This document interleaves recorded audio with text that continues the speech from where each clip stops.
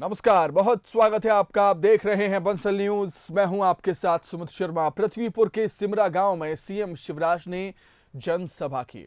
उपचुनाव के लिए बीजेपी प्रत्याशी शिशुपाल यादव के समर्थन में सीएम ने जनसभा की और इस दौरान सीएम शिवराज ने कहा कि हमने गरीबों के लिए जो योजनाएं शुरू की थी उसे कमलनाथ जी ने बंद कर दिया था। विकास कार्यों को बीजेपी बहुत जल्द पूरा करती है, लेकिन कांग्रेस इसमें कई साल लगा देती है। कमलनाथ ने गरीबों का हक छीन लिया था। हमने फिर से संबल योजना शुरू की। प्रदेश में हर गरीब को अपनी छत मिलेगी।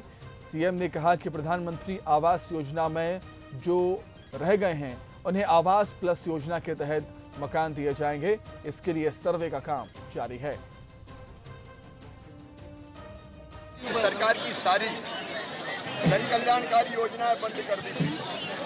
ये जन कल्याणकारी योजनाएं बंद करने वाले, गरीबों का हक छीनने वाले अब वोट के लिए आ रहे हैं और हम कन्या पूजन करते हैं तो उसका भी विरोध कर रहे हैं।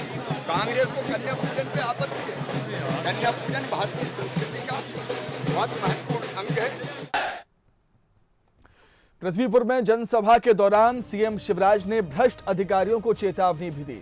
सीएम ने कहा, गड़बड़ी करने वालों को छोड़ा नहीं जाएगा, एक एक पाई वसूल लेंगे। सीएम शिवराज ने कहा कि जनता के हित के साथ जिसने भी खिलवाड़ किया उसे नौकरी के लायक नहीं छोड़ूंगा।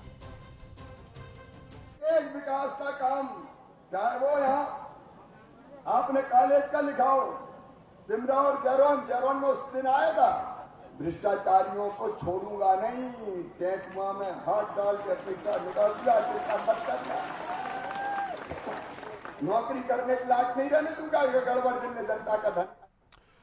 उपचुनाव के नजदीक आते ही राजनीतिक पार्टियों में हलचल तेज हो गई है। सभी पार्टियां जीतने के लिए जोर लगा रही हैं। रविवार को सीएम शिवराज सिंह चौहान बुरहानपुर के बाद रैगांव के सेमरवाड़ा और भरजुना पहुंचे, जहां उन्होंने जमकर कांग्रेस को घेरा और बीजेपी को वोट देने की जनता से अपील की।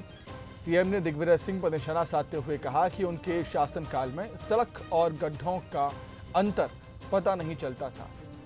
सत्यानाश कर उन्होंने प्रदेश का सत्यानाश कर दिया था।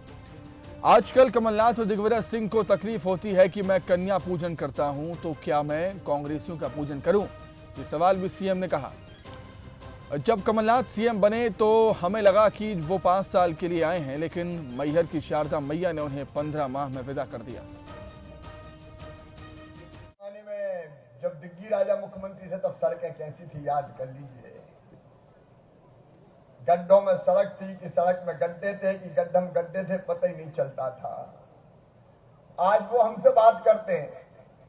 उस जमाने में तो अगर सतना से सीधी जाना हो, रीवा जाना हो, रीवा से इलाहाबाद जाना हो, तो हालत ये हो जाती थी कि गाड़ी खाए हिचकोले हट्टा पसरा सारे डोले, याद आ गए शंकर भोले। सत्यानाश कर दिया था पूरे प्रदेश का। पृथ्वीपुर विधानसभा सीट पर कांग्रेस और बीजेपी ने पूरी ताकत झोंक दी है। पूर्व सीएम कमलनाथ जैरोन में कांग्रेस प्रत्याशी नितिन सिंह राठौर के समर्थन में चुनावी सभा करने के लिए पहुंचे थे। इस दौरान उन्होंने बीजेपी सरकार पर जमकर प्रहार भी किया। पूर्व सीएम ने लोकायुक्त पर सवाल भी खड़े किए। उन्होंने कहा कि कांग्रेस की सरकार आएगी तो हम असली लोकायुक्त बनाएंगे, नकली नहीं बनाएंगे। कमलनाथ ने कहा कि बीजेपी सरकार ने 15 साल में पृथ्वीपुर क्षेत्र को क्या दिया, वो तो अपनी जेब में नारियल लेकर घूमते हैं, जहां मौका मिलता है वहीं पर फोड़ देते हैं। कमलनाथ ने पुलिस प्रशासन के अधिकारियों को खुले मंच से चेतावनी देते हुए कहा है कि जो लोग बीजेपी का बिल्ला जेब में रखकर घूम रहे हैं, याद रखना 2 के बाद 3 भी आता है। वहीं कमलनाथ के आरोपों पर बीजेपी ने पलटवार भी किया। हम एक असली लोकायुक्त बनाएंगे, ये नकली लोकायुक्त नहीं बनाएंगे। जिनकी चेयर हमारे प्रदेश के प्रसिद्ध वकील, प्रसिद्ध डॉक्टर, प्रदेश के प्रसिद्ध शिक्षक करेंगे, सरकार करेगी।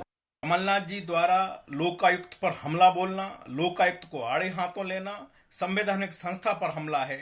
संवैधानिक स्वायत्त संस्था लोकायुक्त पर इस प्रकार की बयानबाजी घोर आपत्तिजनक है। ये कांग्रेस वही है क्या संसद, क्या सुप्रीम कोर्ट, क्या राष्ट्रपति, क्या राज्यपाल, हर एक संवैधानिक संस्था को कटघरे में खड़ा करने का काम करती है उन पर आक्षेप लगाने का काम करती है, उन्हें आरोपित करने का काम करती है। अरे आप नेता प्रतिपक्ष हैं, सरकार से जुड़ी संस्थाओं पर आरोप लगाएं, बात समझ में आती है, लेकिन संवैधानिक संस्थाओं पर हमला, ये सोच तानाशाही प्रवृत्ति की है और ये हर संवैधानिक संस्था को अपने चेरी बनाने की कोशिश है। इसे कतई स्वीकार नहीं किया जाना चाहिए। आगे बढ़ेंगे। मौसम खराब होने से यूपी के सीएम योगी आदित्यनाथ सीधे जनता से रूबरू नहीं हो सके, पर सीएम योगी ने श्रावस्ती और बहराइच को करोड़ों के विकास कार्यों की सौगात दी। जनपद श्रावस्ती को 390 करोड़ की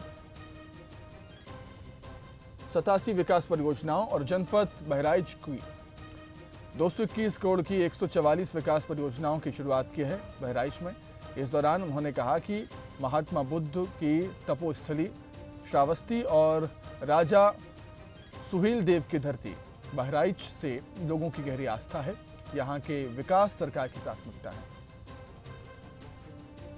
कि श्रावस्ती और बहराइच दोनों का अपना ऐतिहासिक महत्व है। श्रावस्ती भगवान बुद्ध की एक पवित्र साधना स्थली रही है। कहते हैं भगवान बुद्ध ने अपने जीवन के सर्वाधिक चातुर्मास इसी स्थान पे व्यतीत किए थे। देश और दुनिया अपार आस्था के साथ श्रावस्ती को देखती है। देवीपाटन मंडल के चारों जनपदों का केंद्र बिंदु श्रावस्ती है और इसलिए श्रावस्ती के विकास के लिए सरकार ने पहले से ही इस कमिश्नरी के 3 जनपद जो आकांक्षात्मक जनपद हैं उनके विकास की एक ठोस कार्य योजना बनाई है। मुरैना में जौरा से बीजेपी के विधायक सूबेदार सिंह राजौदा की तबीयत बिगड़ी है। विधायक सूबेदार सिंह को मंच पर चक्कर आ गए।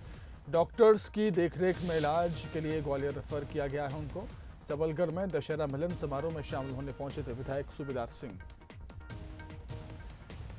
तो जौरा से बीजेपी के विधायक सूबेदार सिंह की तबीयत अचानक से बिगड़ गई। विधायक सूबेदार सिंह मंच पर चक्कर खाकर बेहोश हो गए थे, चक्कर में आए थे।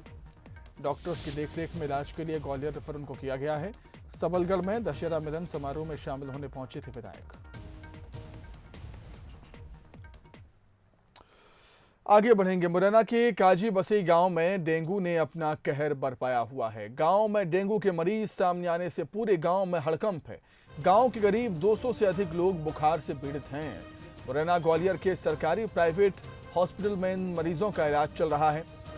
काजी बसई गांव में पिछले 1 महीने से बुखार ने पैर पसारना शुरू कर दिया था, जिसमें सबसे ज्यादा डेंगू के मरीज सामने आ रहे हैं। वहीं डेंगू के प्रकोप के चलते गांव की एक युवती की मौत भी हो गई।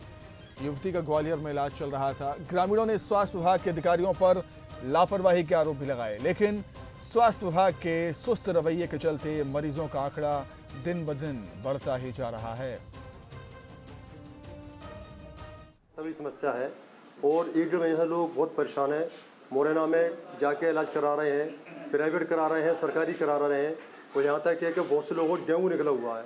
मुरैना में रहने की बड़ी परेशानी है तो डॉक्टर रेफर कर देते, ग्वालियर चले जाती है। कुछ लोग मुरैना प्राइवेट स्तर पर इलाज ले रहे हैं। 5-6-7 दिन हो गए, बुखार नहीं जा रहा था। फिर मैंने जाकर मुरैना इसकी जांच करवाई तो मेरे अंदर डेंगू पॉजिटिव पाया गया। इसका मैंने ग्वालियर मुरैना में के गुप्ता के यहाँ पे इसका इलाज कराया। कल मैं छुट्टी कराकर आया हूँ और ये गांव साहब पूरा ही डेंगू पीड़ित हो चुका है। हमको अभी सुबह मालूम पड़ा था कि हमारे यहाँ बीएमओ ने हमको सूचना दी थी कि अपने काजी वसई में कुछ बुखार के पीड़ित हैं।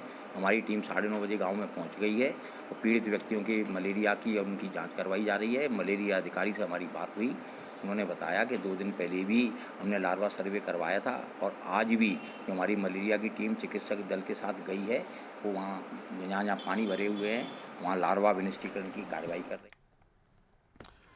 अब बात करेंगे मौसम की। राजधानी भोपाल में मौसम का मिजाज बदला है, मौसम ने करवट ली है। राजधानी भोपाल में झमाझम बारिश हुई करीब आधे 1 घंटे।